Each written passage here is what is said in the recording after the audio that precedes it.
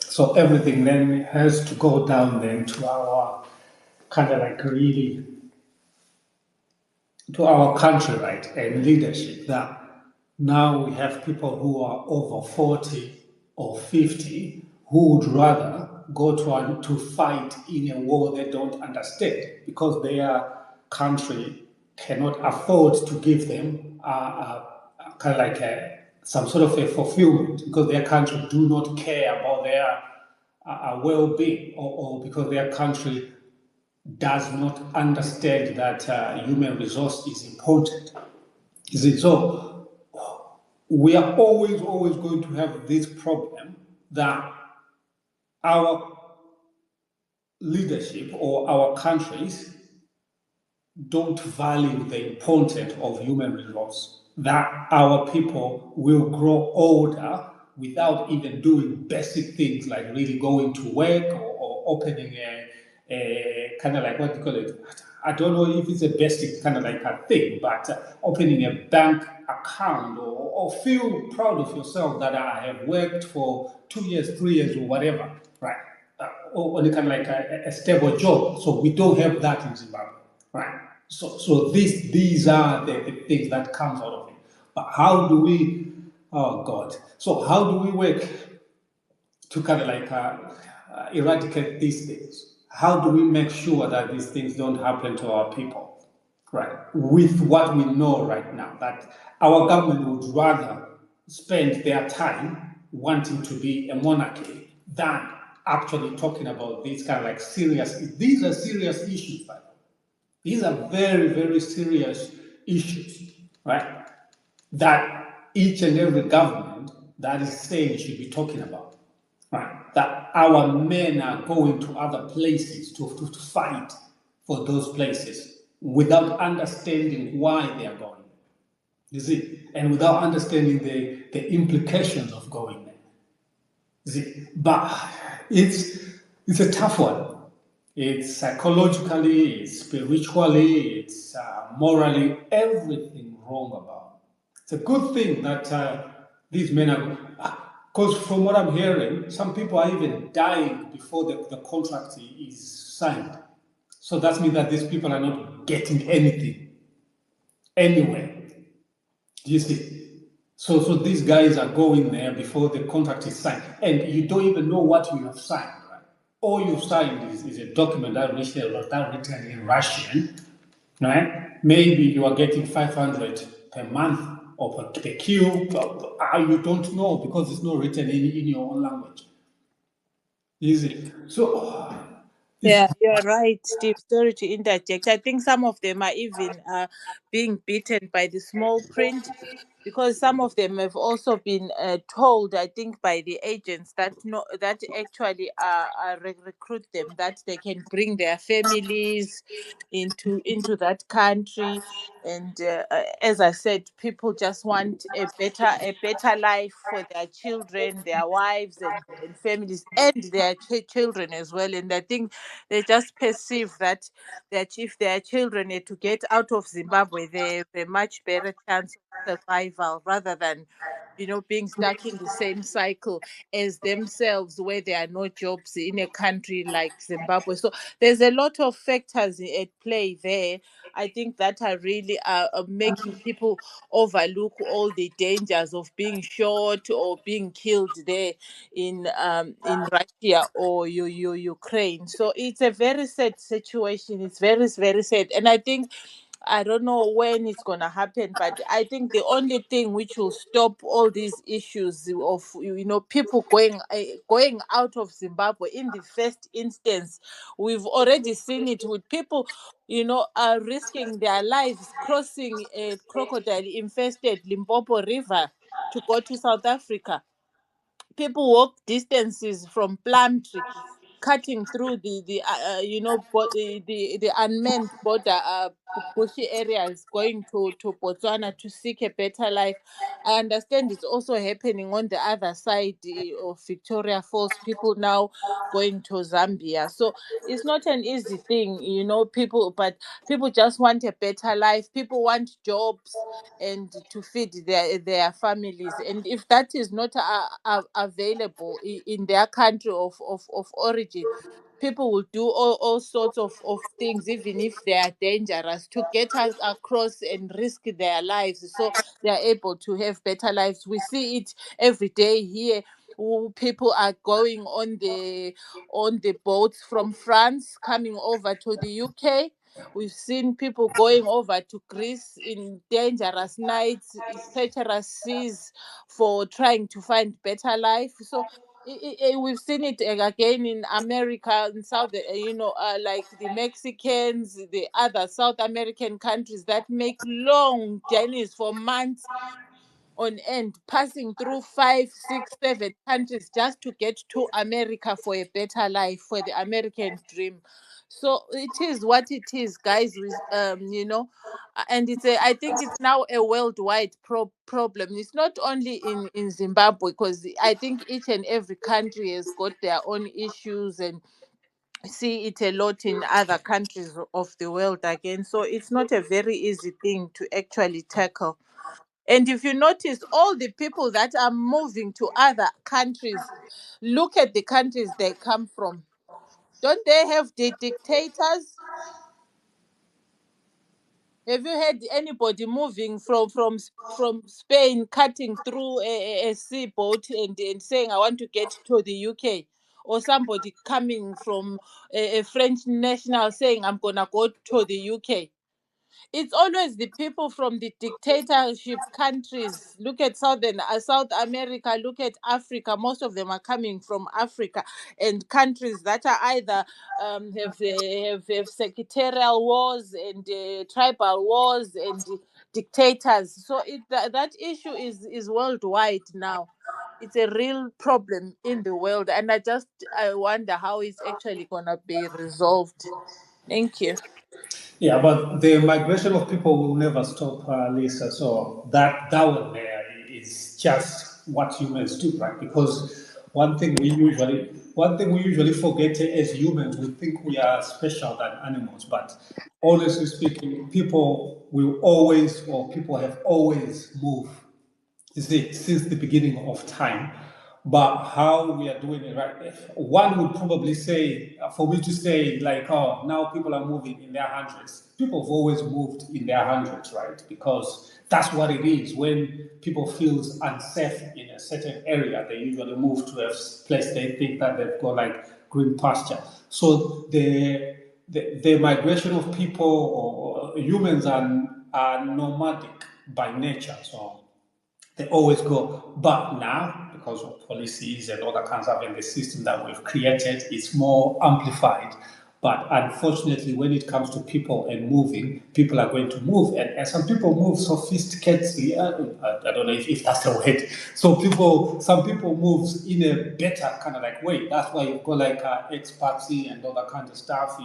You've got, right now, if you go in places like, let's say Tunisia. If you go to Tunisia right now, you see they've got a massive number of kind of like people from France because they like to live there because of sunny or whatever. If you go, I don't know, Turkey, you can see you've got Germans and you've got Russians there in Turkey. So people always do that. But these people went there in so-called right channels of moving, right? So here in England, you've got people from France, Brazil, you've got communities, or you've got the Caribbeans and other kind of these people moved. Now you've got Zimbabweans.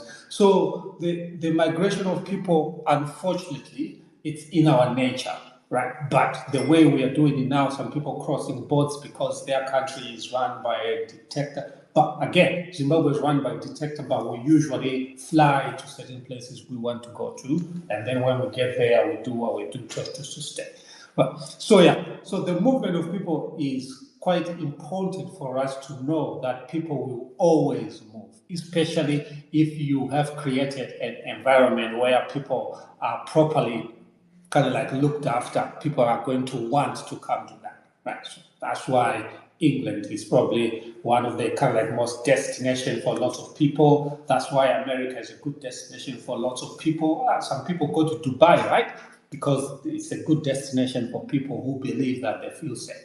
So that one, the movement of people, unfortunately, if you dig into the history, people have always moved, right? Even like if you look like into your scriptures, the Bible, you've got people moving here and there, and they are whatever the toy people, whatever the Sunni, whatever, from down South Africa, there, it's always moving, right? So there's nothing really we can do much because it's in our nature. Yeah, we can do it nicely, or we can do it by kind of like crossing rivers where there's crocodiles. But this one of our young men going to fight for in Russian wars, we need to really. I pray that our government would look into these things. I disagree with you to some extent. Yeah. The legal migration itself is okay in the correct numbers. Yeah. But look at on the other side, the illegal migration. Can you see that the numbers are not balancing? And it's usually people that are not even, let's say, skilled or have been to university, or some of them haven't even had formal education in the countries that they are actually fleeing from. So I think yes, people by nature they will move, for greener pastures, in terms of the ways of living and earning much more and better living conditions. But in our case in Zimbabwe, why are these young men overlooking the pain points of going to Russia or Ukraine to fight some foreign, in a war that they hardly even understand, let alone even the language? I always wonder how they actually train them before they even go, on the ground to actually fight. What is, the biggest thing pulling them there? Like I said, sometimes it's best to hear it from the horse's mouth. And I listened very carefully to some of the gentlemen that were interviewed by Ezra Chisa. They were actually there in Russia and they were saying why they actually went there. As I said, the other guy said he's over 40. He has never ever worked in Zimbabwe and he thought that it's better to go and find something to do, have a sense of purpose, and also maybe he thought that he'll be able to get a visa to bring his family and pluck them out of the said Zimbabwe situation, and for that his children can have maybe a better life, better jobs elsewhere, away from Zimbabwe. So I just think the problem, as in Zimbabwe, obviously, Mnangagwa, they are not even. They will say, you will mention and say you want this problem resolved, but obviously it won't be done. It won't be done. They will vanongobvuma chete kuti tichazviita, will stop and this and that. And I don't think it's right for people to say they must criminalize them for going to Russia.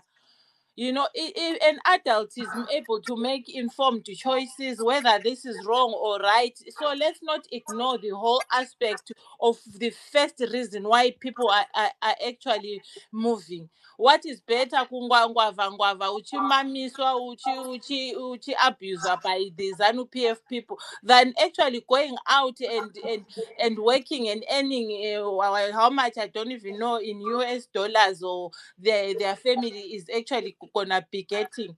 So people are overlooking the actual guns and the coldness in Russia and the dramatizing there in exchange for money and better lives for their families. So let's not blame them. Thank you. No. There is no. I mean, can you also give us a chance? I want to come in there. Yeah, you can just jump in, Blue Sky, because there's few. Everyone can just jump in.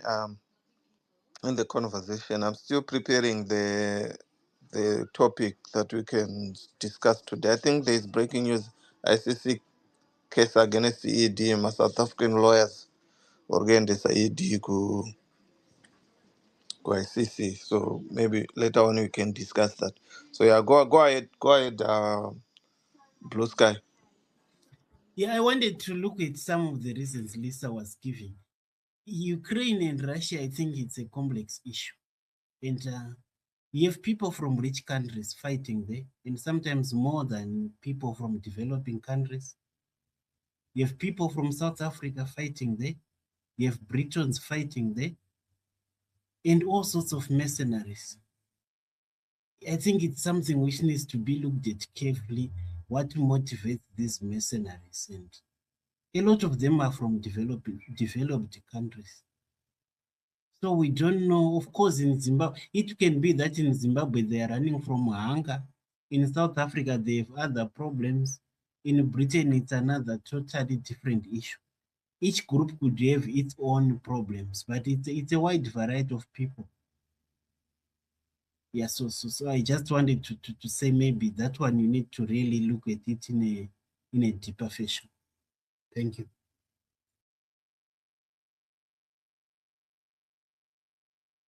Yeah, you're right. Sorry to interject. The person that just spoke, I don't know whether it's Blue Sky. You're right. Everyone is drawn there.